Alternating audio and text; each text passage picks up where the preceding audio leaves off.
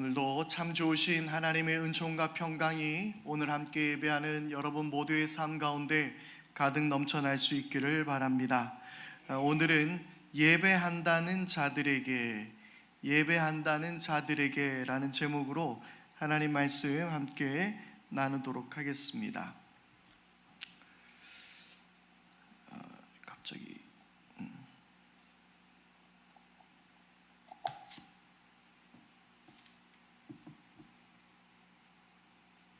죄송합니다. 갑자기 원고가 안 열리네요.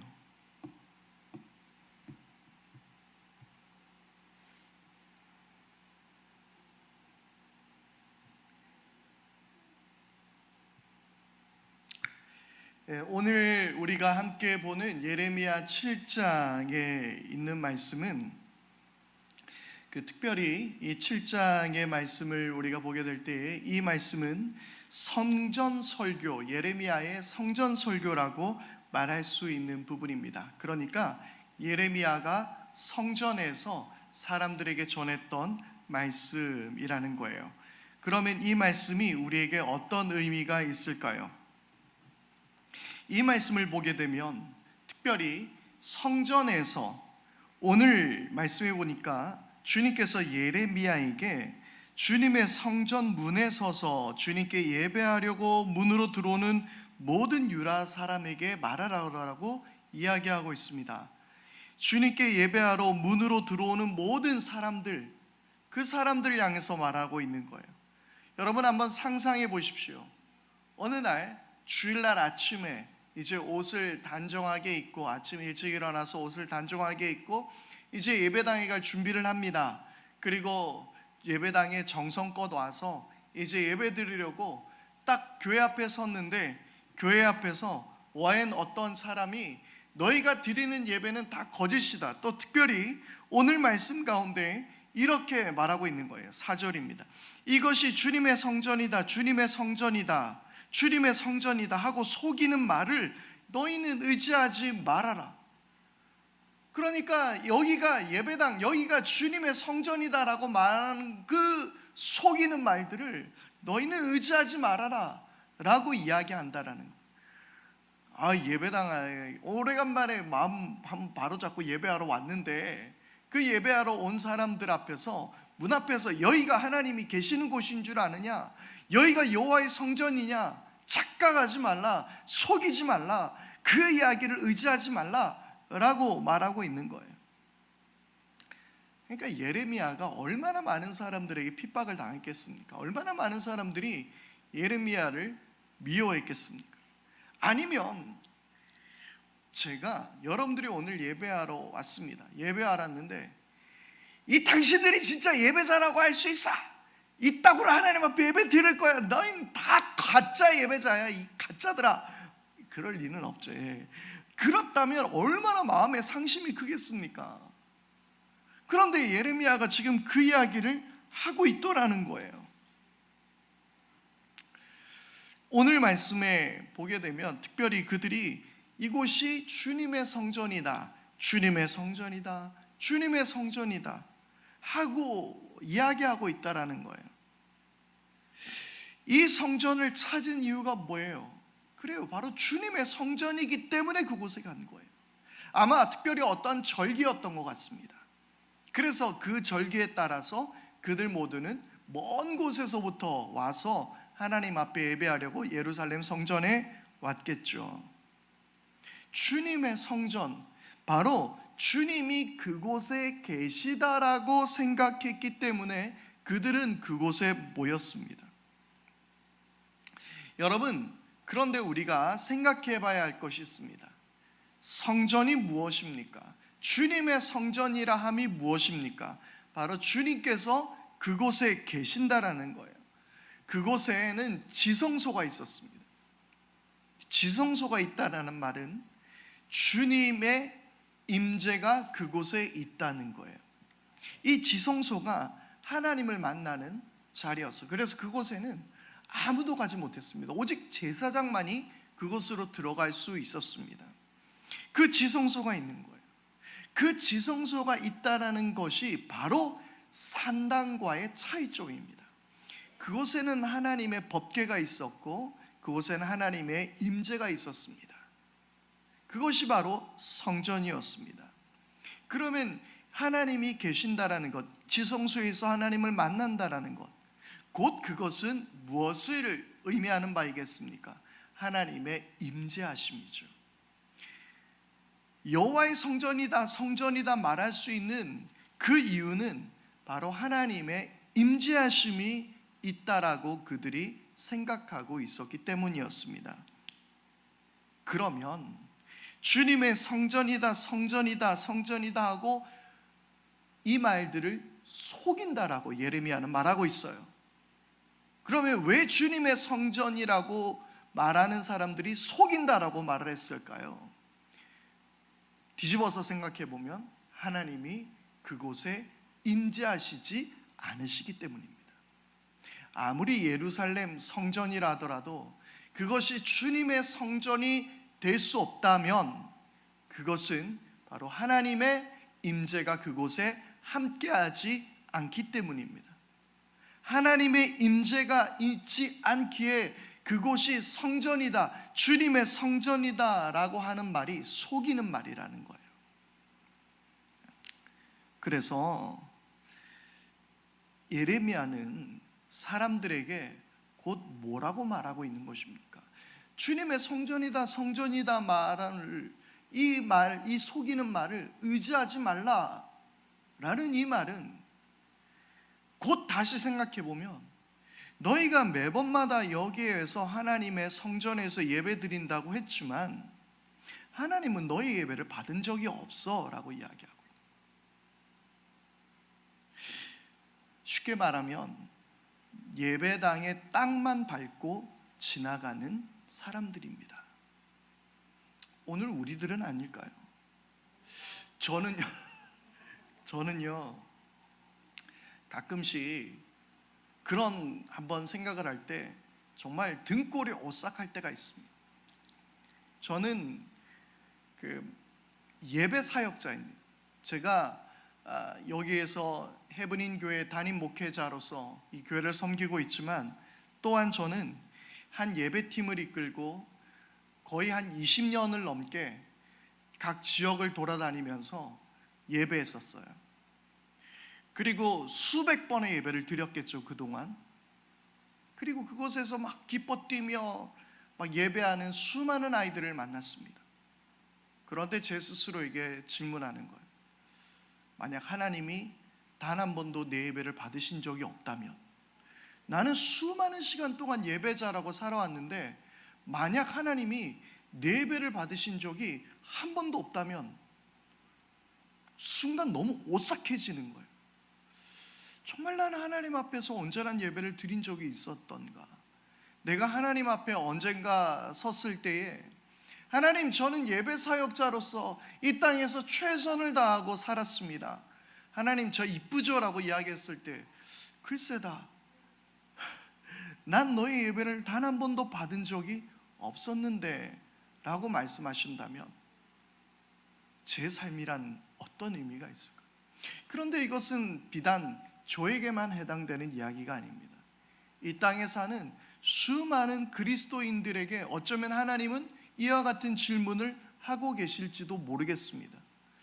글쎄다, 나는 네 예배를 받은 적이 없는 것 같은데. 사랑하는 여러분, 오늘 주님 앞에 온전한 예배를 드릴 수 있는 여러분들이 되기를 바랍니다. 예배당 문만 열고 예배당 땅만 밟고 지나가지 마시고 이곳에서 온전한 하나님의 임재를 경험하며 하나님 앞에 온전한 예배를 드릴 수 있는 우리 모두가 될 수 있기를 바랍니다. 그래요, 예레미야는 곧 거짓 예배를 드리지 말라라는 이야기예요.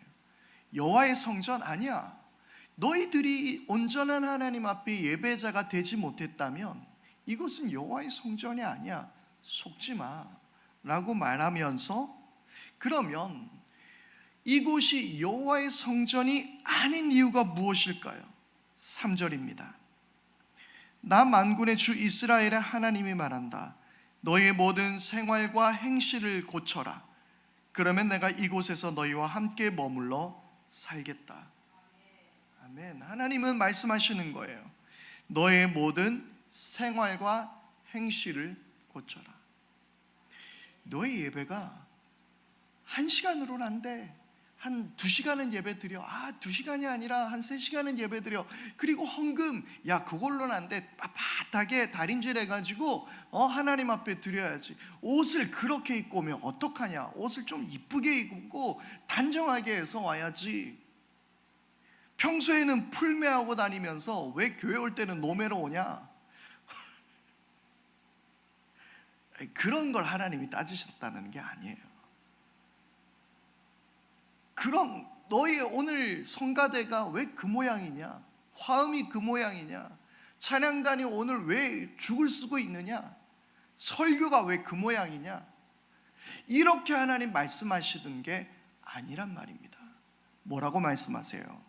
너의 모든 생활과 행실을 고쳐라. 문제는 그거다라고 이야기하는 거예요. 그것이 하나님의 임재가 없는 예배를 만들고 있다라는 이야기입니다. 여러분, 문제는 외형적으로 보이는 성전이 참된 여호와의 주님의 성전이 아닌 것입니다.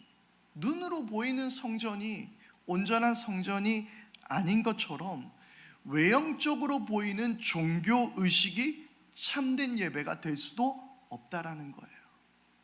교회 온갖 봉사 다 하고 교회를 열심히 섬기는 것 같지만 우리의 모든 생활과 행실이 어떠 있는가를 돌아보아야만 그것이 하나님이 온전히 기뻐하시는 예배가 될 수 있다는 거예요.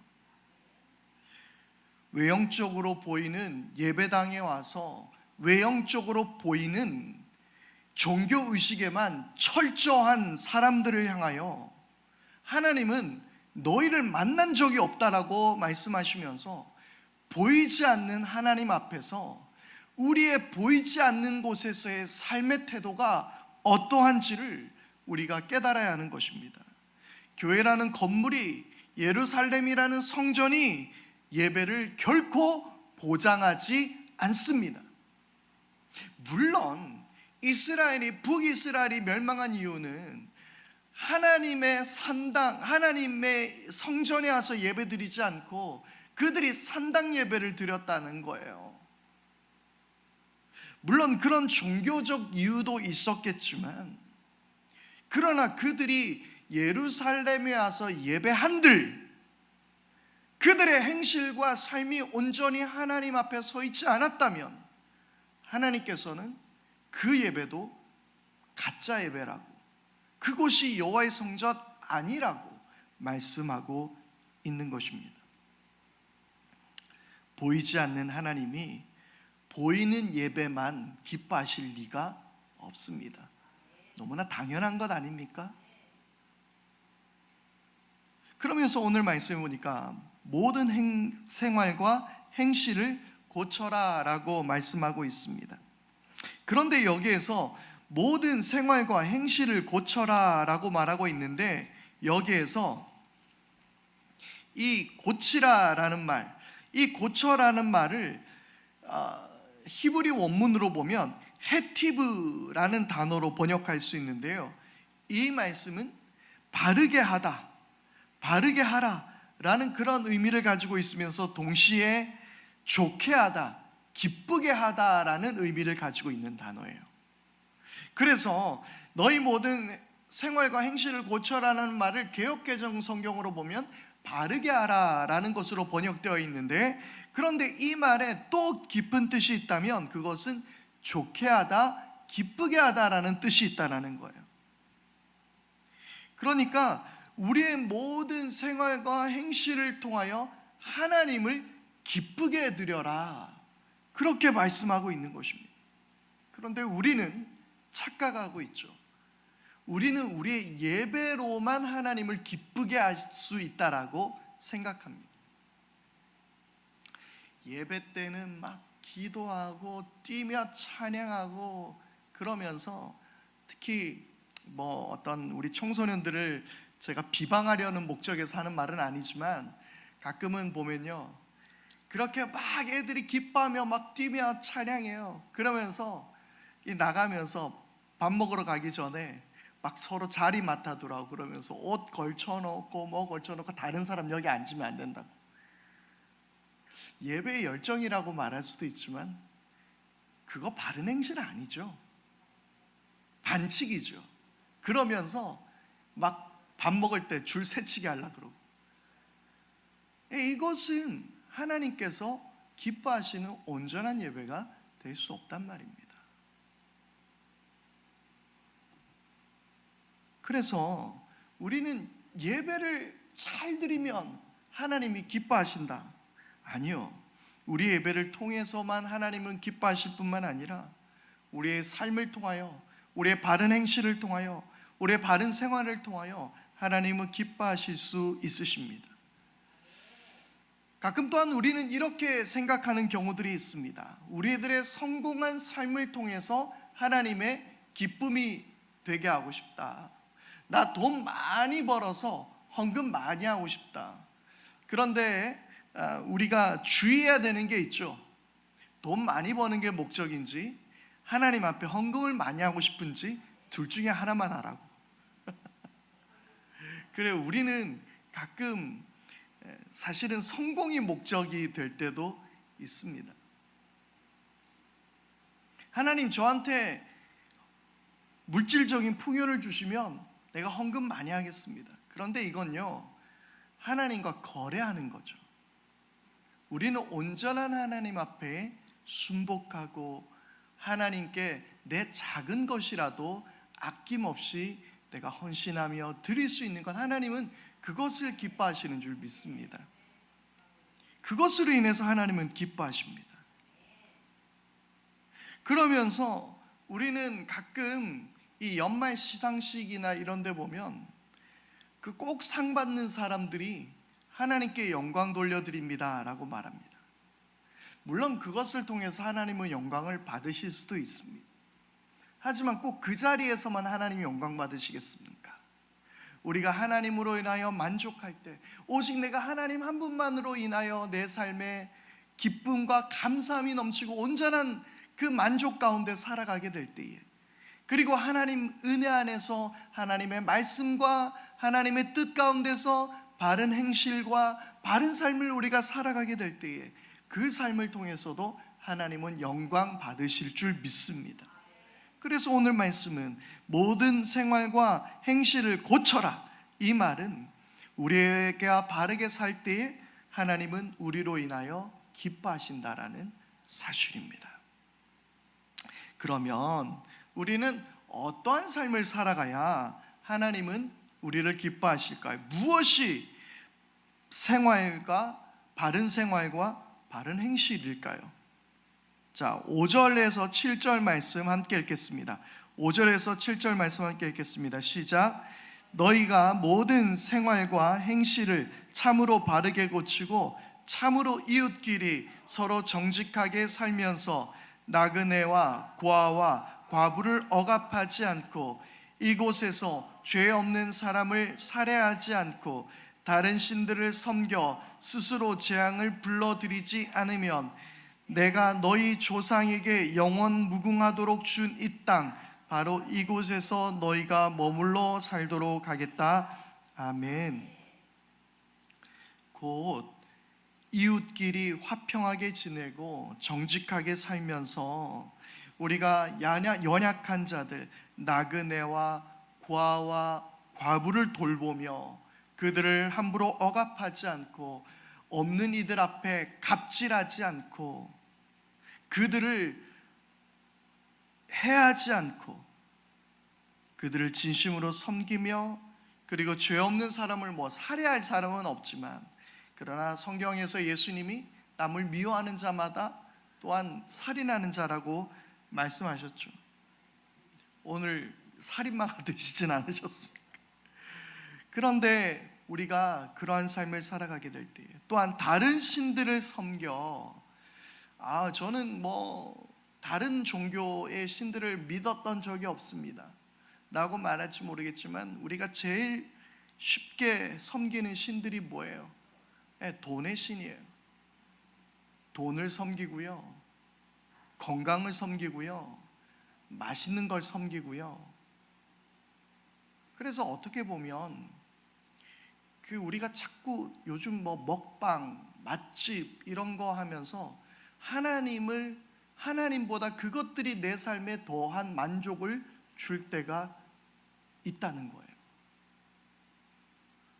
그런데 칼 아이들먼이 쓴 거짓 신들의 전쟁이라는 책에 보면 그 모든 것들, 내 식욕도, 때로는 누군가를 사랑하는 사랑도 그것이 우상이 될 수 있는, 거짓 신이 될 수 있다는 거예요. 자꾸 불어나고 있는 제 몸무게를 생각하면서 할 말은 아니지만, 우리가 자꾸 그렇게 먹는 것에 너무 집중하는 이것도 하나님이 기뻐하실 만한 일은 아닙니다. 그것들을 누리는 것도 중요하죠. 맛있는 거 먹고 그것으로 향유하는 것도 정말 중요합니다. 그건 하나님이 기뻐할 삶이에요. 그러나 하나님으로 인하여 만족하지 않고 그런 것들로만 인하여 만족함을 누리려 한다면, 종교적 행위로서 제가 이야기하는 게 아니에요.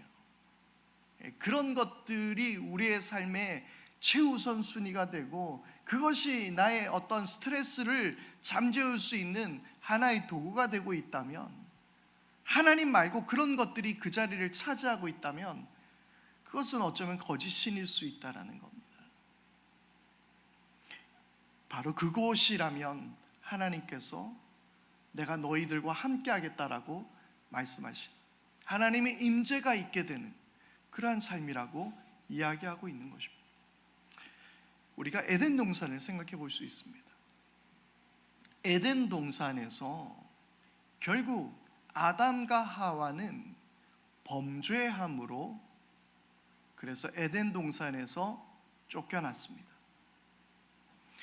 그러나 하나님이 원래 만든 세상은 모든 생활과 행실을 바른 삶으로 살아가고 이웃끼리 정직하게 살며 나그네와 고아와 과부, 연약한 자들을 억압하지 않고 이렇게 온전한 하나님 나라를 이루는 그러한 삶이 참 에덴의 삶이라는 거예요. 그렇지 않은 우리 인간들이 에덴에서 쫓겨난 겁니다. 그러면 뒤집어 생각하면 하나님 나라는 어떤 곳입니까? 온전한 삶과 이웃끼리 서로 섬기며 연약한 자들을 돌보며 서로 함께 사랑을 나누며 살아가는 곳, 그것이 하나님 나라는 거예요.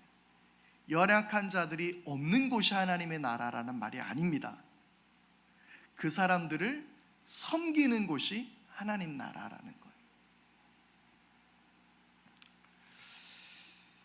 여러분, 하나님께서는 오늘 우리에게 바로 이러한 곳이 온전한 예배, 하나님의 임재가 보장되는 곳이라고 말씀하고 있는 것입니다. 그런데 그들은 전혀 그것을 깨닫지 못하고 하나님 앞에 온전한 예배를 드리지 못하고 있었던 것입니다. 그러면서 10절은 이렇게 말합니다.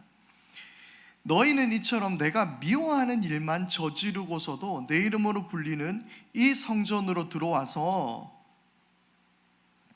내 앞에 서서 우리는 안전하다 라고 말한다. 너희는 그런 역겨운 모든 일들을 또 되풀이하고 싶어서 그렇게 말한다라고 기록하고 있습니다. 여기에서요, 우리는 안전하다라고 기록하고 있는데, 이 안전하다라는 말을 그 개역개정 성경에 보니까 우리는 구원받았다라고 그렇게 기록하고 있더라고요. 우리가 한번 이쯤에서 생각해 봐야 될 것이 있습니다. 조금 조심스러운 이야기입니다만은 우리가 가끔 교회 안에서 굉장히 중요하게 여기는 하나의 어떤 고백이라고 해야 될까요? 그게 뭐예요? 구원의 확신이라는 거죠. 당신 구원의 확신 있습니까? 이 말 되게 중요하게 여깁니다. 맞습니다. 구원의 확신이라는 건 정말 중요합니다.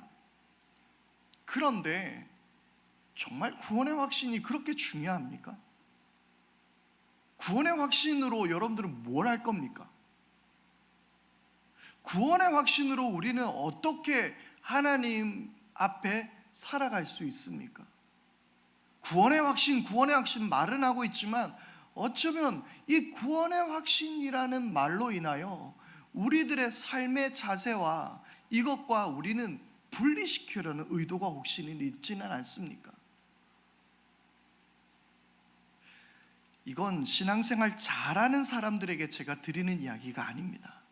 오해하지 않기를 바랍니다.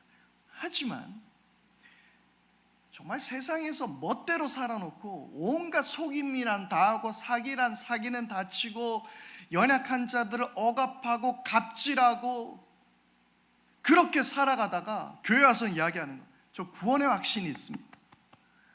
나 죽어서 천국 갑니다. 할렐루야 하고 끝나는 거예요. 자꾸 구원의 확신만 있대요.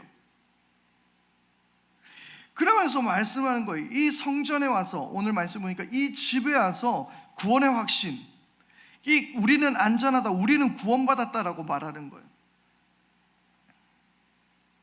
그런데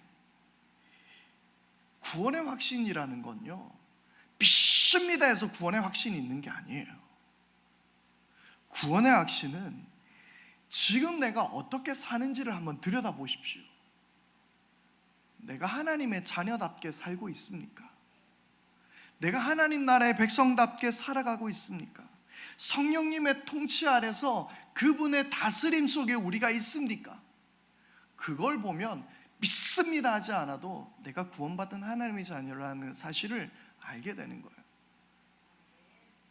구원의 확신? 그건요, 우리가 확신 가진다고 될 일이 아닙니다. 구원의 확신은요, 이건 하나님만 아시는 거죠. 하나님이 주신 은혜예요. 여러분 교회 나와야 구원받습니다. 교회 나온다고 다 구원받을 수 없지 않습니까? 이 교회가 구원을 보장하는 것이 아니에요. 오늘 말씀에도 보니까 이 성전으로 들어와서 내 앞에 서서 우리는 안전하다 하고 말하는 너희들이 역겹다라고 말씀하고 있습니다. 구원은 하나님께 있습니다. 하나님께 있으므로 우리의 어떤 행위나 우리들의 노력으로 구원받는 게 아니에요. 그런데 우리는 알게 되는 거죠. 성령님의 통치를 따라서 살게 된다면, 우리가 내 삶이 어떠한지 우리를 들여다본다면 내가 하나님의 자녀라는 사실을 깨닫게 되는 거예요. 저 십자가 바라보며 나를 구원해 주신 주 예수 그리스도의 놀라운 은혜와 은총과 사랑에 의하여 내가 감격하고 내가 감사하게 될 때, 내가 구원받은 하나님의 자녀라는 깨닫게 되는 거예요. 하나님 앞에 내가 마음을 다해서 기도하고 예배하게 될 때에 하나님께서 나를 기뻐하심을, 하나님이 나와 함께 하심을 우리가 알게 될 때에 내가 구원받은 하나님의 자녀라는 걸 너무나도 자연스럽게 알게 되는 것입니다. 예레미야는 구원의 확신? 그런 말 하지 마라. 지금 너를 한번 들여다봐라. 뭐가 너의 구원의 확신을 담보해 줄 수 있느냐 라고 지금 말하고 있는 것입니다. 내 입속만 채우고 남을 속이고 내 안위와 성공만을 위해서 사는 사람, 그 사람은 온전한 하나님의 자녀라 말할 수도 없을 뿐더러 오늘 말씀 안에서 우리가 찾아봤듯이 진정한 예배자라 할 수 없다는 말입니다. 그리고 하나님은 그렇게 말씀하시죠. 그런 삶을 살지 않는 이 유다 백성들을 에덴에서 쫓아냈듯 이 예루살렘에서 쫓아내실 것이라고, 이 약속의 땅 가나안에서 쫓아내실 것이라고 하나님은 말씀하고 있습니다. 자, 12절부터 또 한 말씀을 보겠습니다. 12절 보니까 내 이름을 처음 두었던 실로에 대한 이야기가 나옵니다. 실로에 내 처소로 가서 내 백성 이스라엘 죄악 때문에 그곳을 어떻게 했는지 보아라 라고 말씀하고 있습니다. 그리고 14절 말씀, 내가 실로에서 한 것과 똑같이 내 이름을 울리며 너희가 의지하는 이 성전, 내가 너희와 너희 조상이 준 이 땅에서 내가 똑같이 하겠다라고 말합니다. 이 실로가 무엇일까요? 무엇이었는데 이 실로를 이야기하고 있을까요? 바로 주님께서 먼저 범죄한 유다 백성에게 이 제일 처음 그 주님의 이름을 두셨던 바로 사무엘상 1장에 등장하는 그 실로 성소를 뜻하고 있습니다. 사무엘상 1장에 보면 그 엘리가 제사 드렸던 곳이 실로입니다. 그런데 실로는 한때 언약궤가 있었던 곳입니다. 이스라엘 공동체의 중심이었어요. 그러나 어떤 일이 일어납니까? 대제사장 엘리의 가족이 범죄하게 되죠. 그리고 언약궤는 블레셋 사람들에게 탈취당하고 주님께서는 바로 실로를 버리십니다. 이것이 사무엘상 4장에 기록되어 있는 내용입니다. 그래서 그들이 범죄하였을 때에 내 이름으로 두었던 그곳이라도 내가 버리는 걸 너희들이 보지 못했느냐? 내가 예루살렘이라고 해서 버리지 못할 것 같으냐? 라고 말씀하고 있는 거예요. 하나님의 임재 공간 예루살렘 성전이라고 해서 절대적으로 안전을 보증받는 것이 아니라는 사실이 이미 역사적으로 너희가 보았지 않느냐라고 말씀하고 있습니다.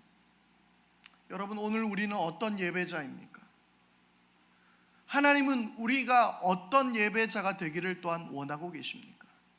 우리의 삶과 우리의 예배의 자리가 분리되어 있지 않은, 그래서 제가 여러분들에게 늘 드리는 말씀 중에 하나는, 여러분들 저 뒷문을 열고 나가는 것은 예배당을 나가는 것이 아니라 세상의 예배당을 향하여 들어가는 문입니다. 또 다른 예배의 자리가 그곳에서 펼쳐지고 있습니다. 그리고 그 예배는 어떠한 예배요? 바른 행실과 바른 삶으로 이웃과 서로 사랑하고 화평을 이루며, 그리고 연약한 자들, 소외된 자들, 가난한 자들, 힘없는 자들 편에 서서 그들의 벗이 되어주고, 자기 입속만 채우는 사람이 아니라 더불어 서로 사랑하며 살아가는 그러한 삶으로의 예배를 하나님은 원하고 계신다는 사실입니다. 예수님께 바리새인과 율법학자들이 와서 물어봤습니다.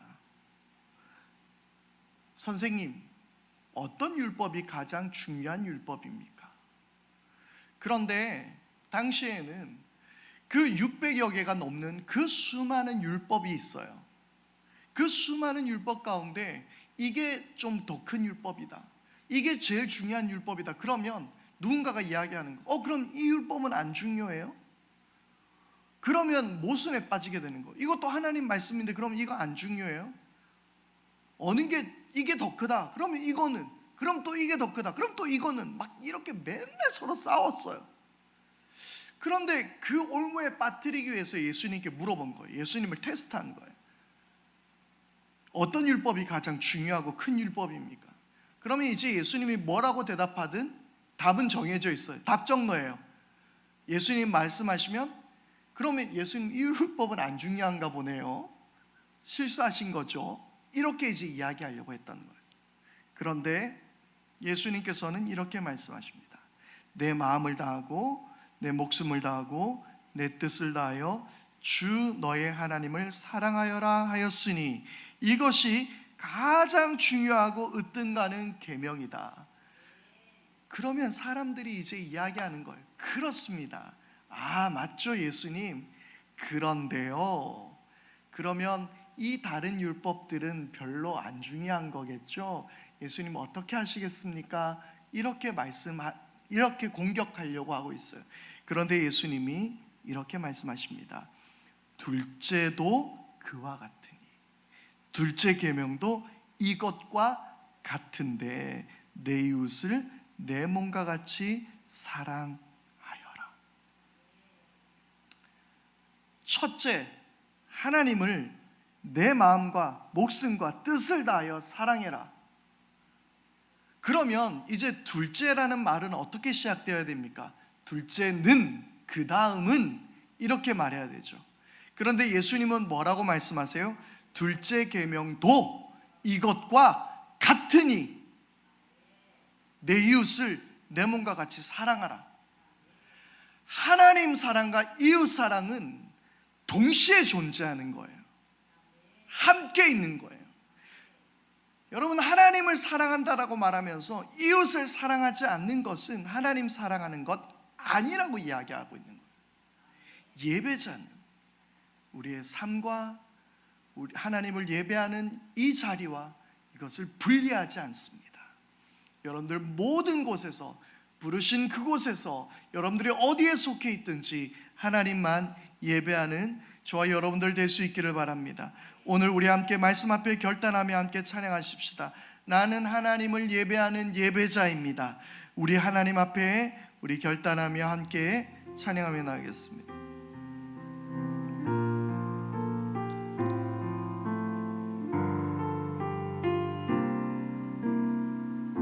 나는 하나님을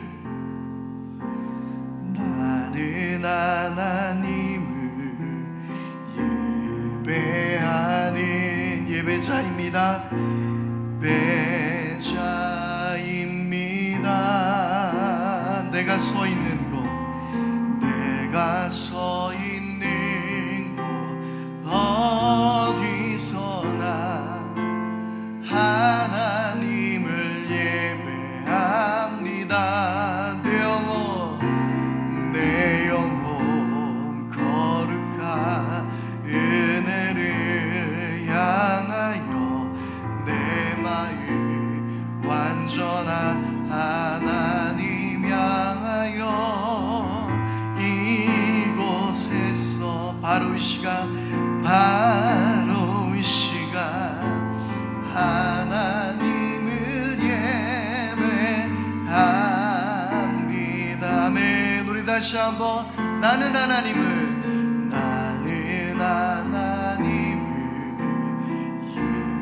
예배하는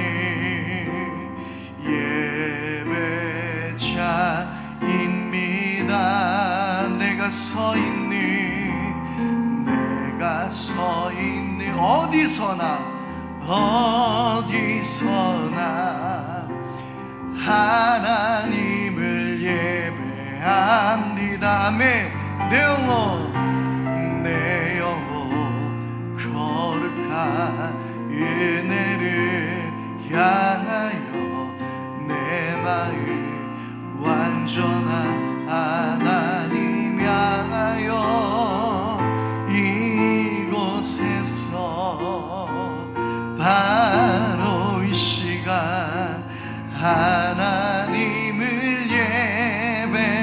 예배하다. 다시 한번 내 영혼 거룩한 은혜를 향하여 내 마음 완전한 하나님 향하여 이곳에서 바로 이 시간 하나님을 예배합니다.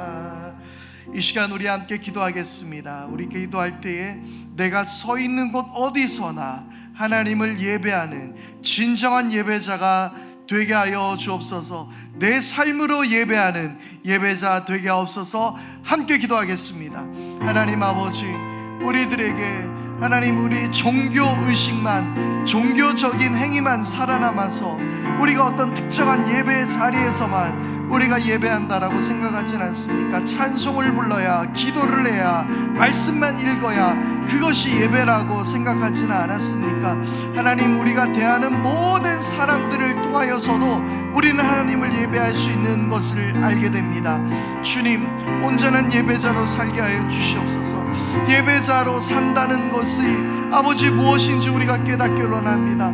예배한다는 자들에게 하나님이 하시는 이 경고의 말씀을 우리가 듣게 하여 주시고, 오직 마음과 정성과 힘을 다하여 우리 하나님을 사랑하며 이와 같이 우리 이웃도 내 몸과 같이 사랑할 수 있는 우리 모두가 다 되게 하여 주시옵소서. 그리하여 주의 말씀